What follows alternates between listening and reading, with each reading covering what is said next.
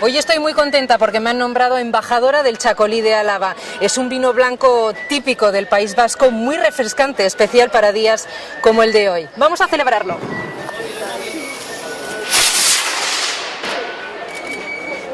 Vale, chupinera.